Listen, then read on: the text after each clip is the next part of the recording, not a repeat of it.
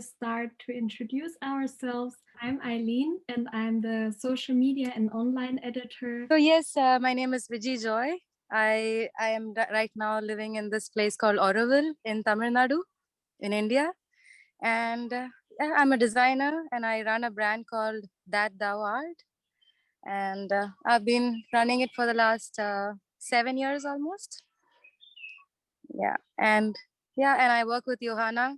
That's how we are here together. Johanna.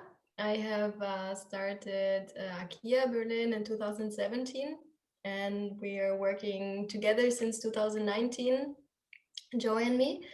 And I'm based in Berlin, and I used to live in Auroville. That's how we met. And since then working together, and I'm Shaumita, and currently I'm in West Bengal, India. And I'm a fashion designer. Just post-graduated with social designing from NIFT Kannur. And currently I'm working with Johanna as a designer as well, a content writer. Yeah. I just heard that you wrote an email to Johanna when you first met her. How did it come? Yes, the thing happened is I was looking for a graduation project. I was looking to work for my graduation project somewhere, and I suddenly came up to her website, and I felt it was so interesting, like making something with saris, which is done in India, but not in a brand.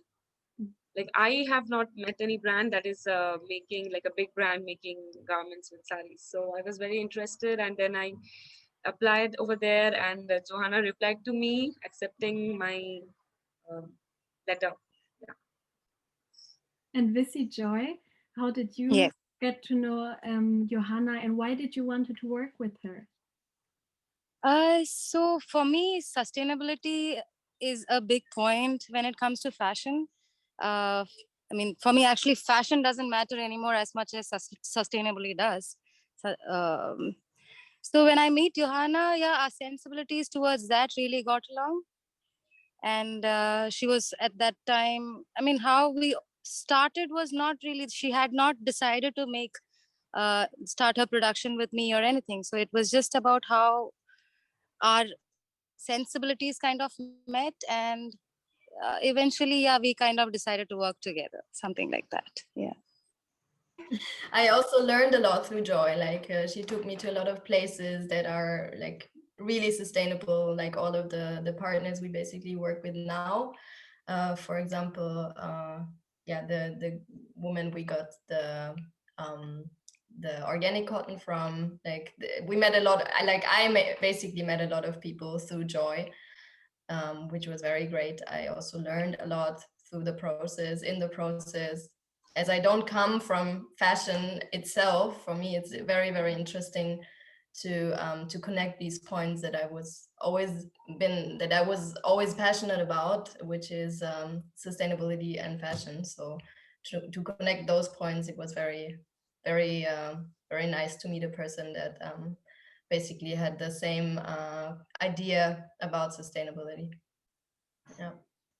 And Joy, I hear you have a lot of experience. What did you exactly study? Well, I studied fashion too. So it was fashion design. And then I started working in the movie industry. So I was a costume designer, stylist for, you must have heard of Bollywood. Yes, of course. Yes.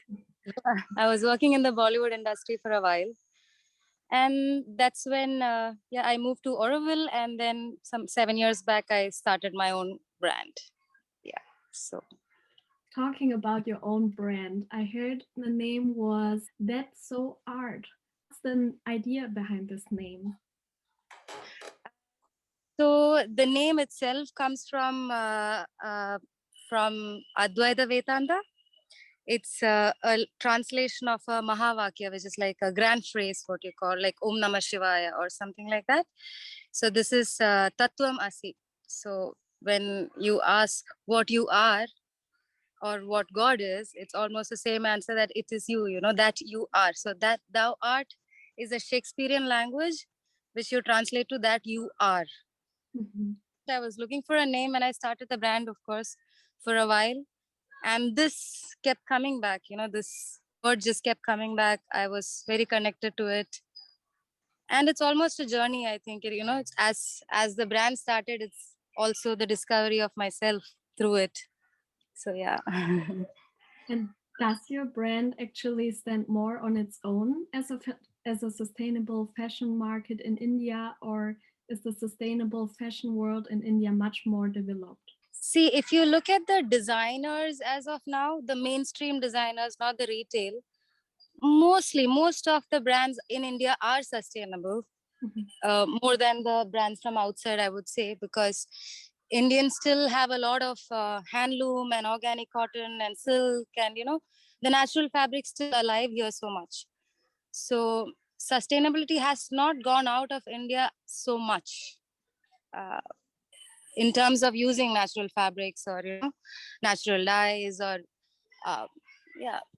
So but at the same time, it was coming to a place where the trend was going out of it, like the youngsters started going more into wearing not so sustainable clothing anymore. It was kind of going out of the market. Even the handloom industry kind of completely declined, maybe like 20 years back. But right now, a lot of designers are really putting in a lot of effort to bring the handloom industry also back. So right now in India, I would say, yeah, the sustainability industry is a booming one right now. But at the same time, the market is not here yet.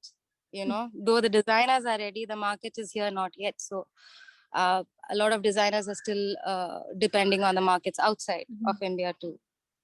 Yeah. And is the older generation more interested into sustainable fashion? Because you just said that the young generation is more into the cheaper thing. Yes, for sure. Because I would say my grandmom's generation, they don't know anything else than sustainability, actually. For them, it was about cotton saris and it was about handloom, and so for them, they didn't know anything. But when it came to my mom's generation, my mom's and dad's generation, that's when it started kind of declining, and the newer things started coming out, and it was kind of declining at that point. But but right now, see, if you take India as a whole, because of the economic status right now, there is a lot of introduction of non-organic or non-natural fibers in the market. It's cheaper, it comes from China, and the fabrics are cheaper, the garments are cheaper. So that way there is a kind of it's getting inside the market a lot. But at the same time, there's a lot of people who follow sustainability as a natural instinct, not because they know about it, but as a natural instinct. So it's actually the same as in Germany, like Yeah. bringing the old tradition back to the new generation. That's really cool. Yes.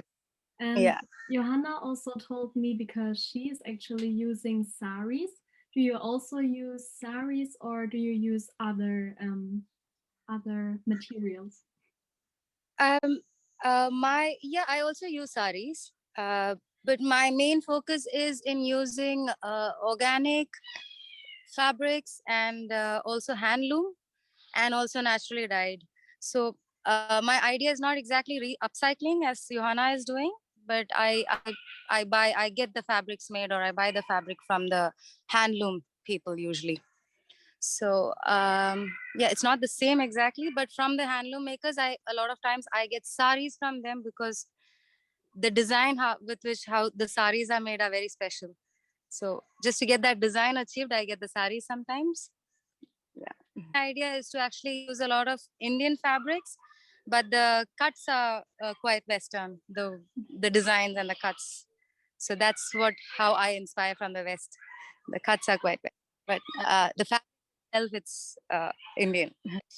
Point that we are doing Western clothing, but we are using traditional fabrics, and also now mixing more the naturally dyed organic fabrics with the saris, with upcycling together, like we're mixing that, but the style is pretty modern. So I think that's the connection point between us. Yeah.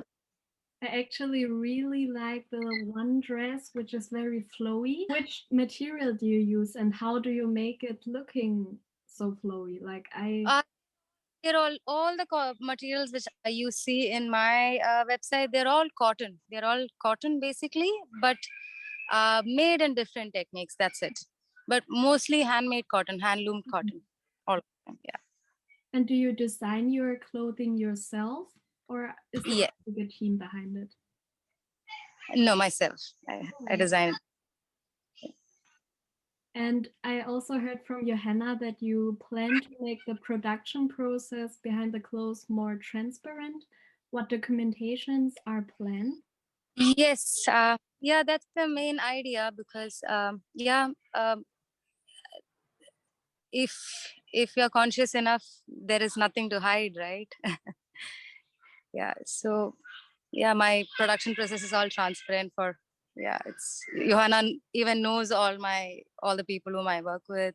We're just planning to actually make a little documentation with that photographer. So I think globally, like, we're in a time where we have access to so much information and we can access this information independently from time and space. So I think using the internet for making these processes more transparent is a great tool. So that's why, yeah. I also think that as a sustainable brand, it's very important to be as transparent as possible. So I think it's a really good idea.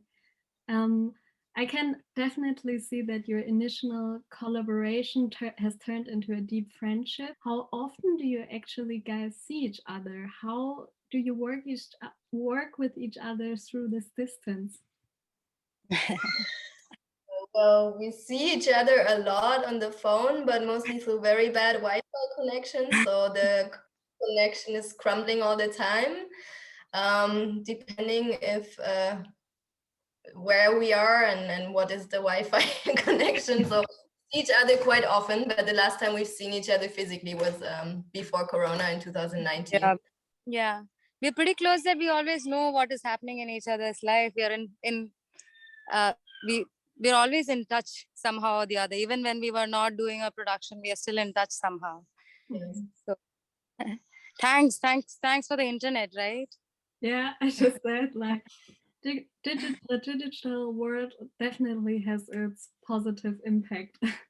Oh, definitely. No, internet is an amazing tool. It's the best tool right now for humanity to bring to equally, right? To bring, if you want to bring light or if you want to bring darkness, you can use it the same. But it's an amazing tool. Definitely. Well, now I also have some questions for you, Sumita, because I also admittedly have already researched you on Instagram by the link from Johanna, and I have discovered that you shoot very beautiful pictures. Are you actually a photographer and designer, or? I'm not a photographer. I'm a designer, and along with that, I do modeling. Sometimes it's very less, but a few times, yeah. Do you model for sustainable brands or for everything? I'm not modeling for any brands. I'm just modeling for myself, actually. It's just for fun. I can say it's a kind of hobby. I don't do it as a job. Yeah. So do you actually have a kind of passion for fashion? Because I can definitely see that in your pictures. Yeah, I went for fashion designing as my education. Just because of that, I'm from my childhood, I was very much interested in arts, actually. But then my parents told me to better go for fashion than going for fine arts, since it's a little hard in India to settle with fine arts as a career or not an hobby. So later I decided to go for fashion designing, and yeah, it was an amazing experience learning it. And I eventually transformed myself from the school girl to be a person who likes to dress up or likes to style up or things like that. Yeah. And is fashion design actually common as a job for women in India? One of the main jobs in India, which is dominated by women, is fashion designing. That's what I feel. Like when I was in my college, I had only one guy among 29 girls. Oh, So, like you can understand, the ratio is like completely different in terms of other jobs, and it is quite a very good occupation opportunity, I guess so, for people, because it includes a lot of different categories where you can work on. You can work on sustainability, you can work on exports, you can work on graphics. So yeah, that's how I came up for it then. and did you gain any new experiences through Johanna and the label AKYA Berlin? Of course, of course. Actually, when I was doing my undergraduation, I uh, I did not get any exposure to work with any upcycling brands, or I have worked with the handloom and handicrafts, but I did not work with anything based on upcycling. And this is my first brand where I have worked as an like where I have done upcycling, and it was an amazing experience. And this was also the first brand where I have worked. No. Yeah, because I was studying for last 6 years, so I don't have a work experience like that. This was my first experience, and it was worth it. Can you guys, Johanna and Sumita, maybe tell me more about how you work together? What are your tasks, Sumita, and also how do you cope with this distance? Basically, I think I threw Sumita a little bit into the cold water because I haven't been in India for 2 years, and I should have been for my production and for different processes. So I was really in a phase where I needed someone to take care of this part, and then suddenly she just came up and wrote me an email that just very randomly.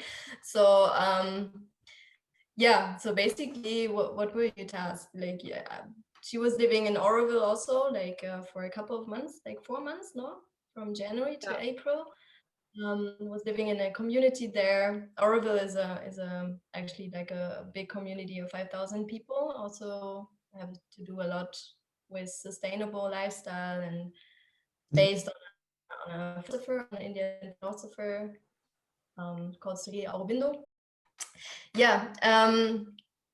So how did we work together? In the beginning, I think was more structured. Then it became more like we were talking a lot about different things, and also about our personal lives. So for me, I have this philosophy that I don't want to put pressure on people. So I don't want to I want to if I work with someone, I want to have it on an equal level, like to be, you know, like to not have big hierarchies or anything. So this is the philosophy I follow, which is quite different from a lot of enterprises. And I think I still have to find this way of getting enough structure in the work. So basically, I gave to Sumita most of the tasks that I would do, basically, if I was there, which was not possible because of Corona. So yeah, this was great to have someone. Of course, there's occurring different problems. If you can't touch and see the fabrics itself, it gets quite difficult. Or if you only have pictures instead of, you know, the right experience, like it gets quite difficult, but we manage quite well, I think. Yeah. So Sumita, you actually coordinate the organization from Johanna in India. Am I understanding that right? Yeah. Oh, that's cool. That's what I was doing over there. Yeah.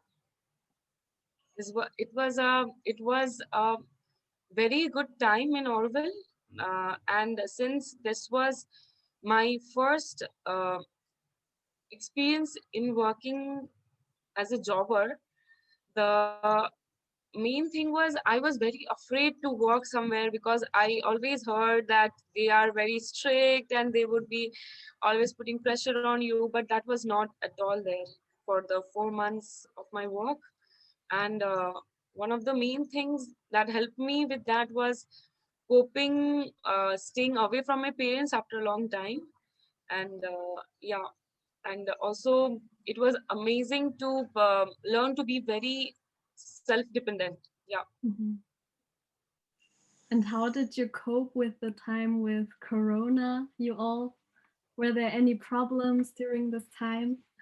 During the 4 months there were no problems, and Orwell was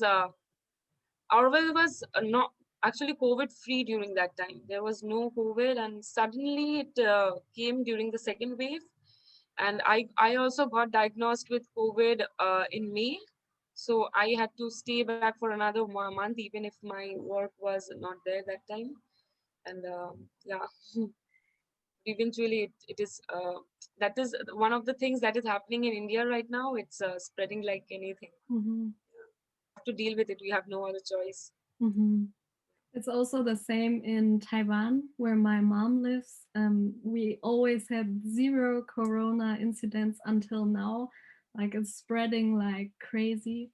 So I can imagine that there can definitely be problems when you are working in this distance, but I think you managed it quite well then.